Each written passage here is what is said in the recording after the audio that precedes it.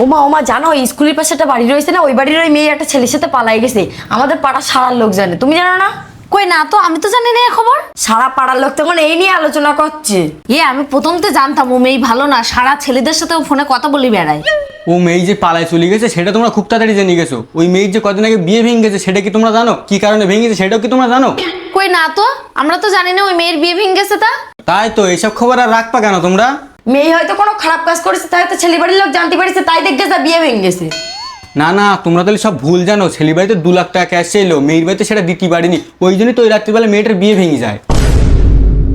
সেই দিন রাত্রি যে মেয়েটার টাকার জন্য বিয়ে ভেঙে গেছে গ্রামের লোক কেউ কি জানে? যদি কেউ জানতো তাহলে টাকাতে নিশ্চয়ই সাহায্য করতো, মেয়েটার তো আজকে বিয়েই যেত।